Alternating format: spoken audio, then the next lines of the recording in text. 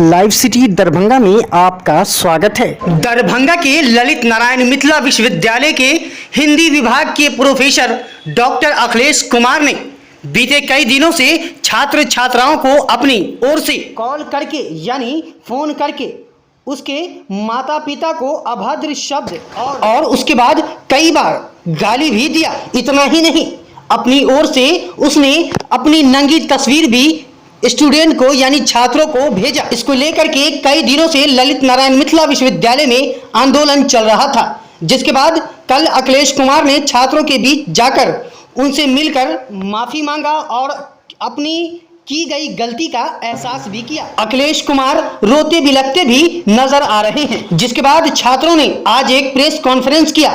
आइए क्या कुछ हुआ उसमें बातें सुनते हैं।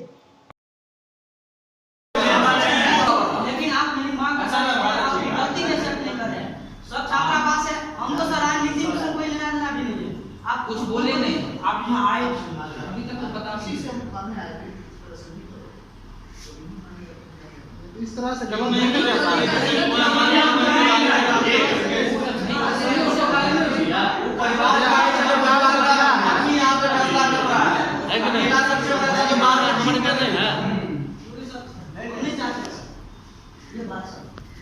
मां उसकी है तो सबकी मां है।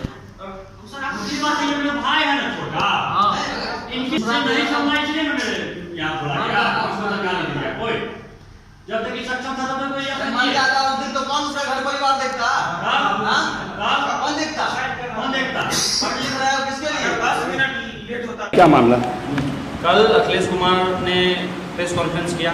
उन्होंने अपने बारे में सफाई दी कि विद्यार्थियों के द्वारा जो है उनके चरित्र के ऊपर दाग लगाया जा रहा है। सबसे बड़ी बात, यदि विद्यार्थियों के द्वारा कोई साजिश के तहत उनके चरित्र पे दाग लगाया जा रहा है तो वो इस छात्रावास में आके विद्यार्थियों के समक्ष माफी क्यों मांग रहे हैं? क्यों वो गिड़गिड़ा रहे हैं कि हमारी नौकरी चली जाएगी, हमें माफ कर दिया? और जिस तरीके से वो पैरवी लगा रहे हैं निरंतर, अभी जब से ये मामला हुआ है तब से जो है लगातार कहीं ना कहीं से फोन आ रहा है कि इस मामले को दबा दिया जाए। मैं उसका नाम नहीं लूंगा जिसने भी फोन किया। उसके बाद धमकी दी जा रही है कि यदि तुम लोग वापस नहीं लेते हो तो तुम्हारे ऊपर ही एफआईआर किया जाएगा। मेरा पहुंच बहुत लंबा है। सबसे बड़ी बात, लिखित में विभागाध्यक्ष के देने के बाद और लड़कियों ने लिख के दिया है, इसके बाद विश्वविद्यालय प्रशासन का काम है कि जो थाना है उसमें एफआईआर हो उसके खिलाफ, उसके बाद इस प्रक्रिया में आने की। और अगर जांच कमेटी बैठाई गई है उनके ऊपर तो सबसे पहले तो उनको तो विभाग में आने की अनुमति नहीं दी जाए। वो इन्फ्लुएंस कर रहे हैं बच्चों को, और जो जांच कमेटी बनाई गई है कहीं ना कहीं उसको इन्फ्लुएंस करने की जो है साजिश चल रही है, क्योंकि वो विभाग में अभी भी आ रहे हैं, उपस्थित हो रहे हैं। तो इससे क्या माना जाए? यही समझा जा सकता है कि जो कुल सचिव या कुलपति है वो भी इसमें संलिप्त है। इस तरीके से यदि विभाग में वो उपस्थित होंगे और बच्चों को ये कहेंगे कि तुम मेरे खिलाफ जो है आवेदन पड़ा है, तुम जाके जो है वीसी महोदय से मिलके मेरे बारे में कहो कि हम अच्छे आदमी हैं, तो ये तो उचित नहीं है। यदि इस तरीके का व्यवहार अभी भी चलता रहेगा तो सबसे पहले तो हम आरोप लगाएंगे कि इसमें जो वीसी और कुलपति महोदय हैं, कुल सचिव महोदय हैं, वो भी संलिप्त हैं। और ऐसे शिक्षक के ऊपर कालिक पोतने का काम हम करेंगे, क्योंकि इन्होंने बहुत घिनौना काम किया है। लड़कियों का भी आरोप है कि वो उनको कॉल और मैसेज करते थे। इतने गंभीर आरोप होने के बाद भी क्यों विश्वविद्यालय प्रशासन अभी तक जांच कमेटी में ही उलझा हुआ है? इससे पहले भी जो है एक किसी विभाग में इस तरीके का मामला हुआ था, किसी को पता भी नहीं चला, फिजिक्स डिपार्टमेंट में किसी को पता भी नहीं चला, 2 घंटे के अंदर में जो है उनका कार्रवाई हुआ। तो क्या ऐसा है, क्यों ऐसा हो रहा है कि इनके ऊपर जांच कमेटी बैठाई जा रही है? अरे भाई, आप एक मामले में दिखाते हैं कि हम बहुत मजबूत हैं और कार्रवाई होती है, और एक जगह आप ढीले पड़ जाते हैं। तो हम लोग अभी तक कोई उग्र प्रदर्शन नहीं किए हैं। 2 दिन का और समय है।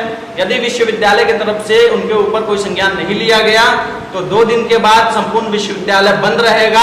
हम लोग उग्र प्रदर्शन करने पे मजबूर हो जाएंगे। सर, जैसे कि आप सबको पहले तो पता है कि सर 28 तारीख को रात्रि 11 बजे उन्होंने मुझे व्हाट्सअप कॉल किया, आप चाहे तो देख भी सकते हैं, है ना। कॉल किया और मुझे कॉल करते, हम बोले प्रणाम सर। उधर से माइए बहने गाड़ियाँ, अरे मादर चो तुम क्या करोगे, तुम्हारा क्या औकात है, तुमको क्या आता है, तुमको हम देख लेंगे। सबसे पहला बात, इससे पूर्व भी हमें धमकियाँ दी जाती थी सर के, डॉक्टर अखिलेश कुमार जो सहायक प्राध्यापक है उसके द्वारा, कि तुमको नेट नहीं होने देंगे, तुमको रोड पे ला देंगे, तुमको पीएचडी नहीं होने देंगे। और हम पे डिमोटिवेट हमेशा करते थे किसी अन्य तरीके से लगा के। क्या कारण क्या रहा होगा कि आपके साथ ये व्यवहार किया जा रहा है? सर कारण ये था कि सर हम रेगुलर स्टूडेंट थे, वो हमको बोलते थे कि तुम किसी टीचर के खिलाफ कुछ लिख के दो, पहला कारण ये। दूसरा सर, वो छात्र छात्राओं को रूम पे बुलाते थे, उस पे रूम पे अगर हम रोज क्लास जाते थे, हमसे कोई पूछते तो हम बताते थे कि मत जाओ सर, इसके लिए। और तीसरा कारण ये कि सर हम उनके बहकावे में आते कुछ भी बोलते थे, हम अपने विवेक के आधार पे काम लेते थे।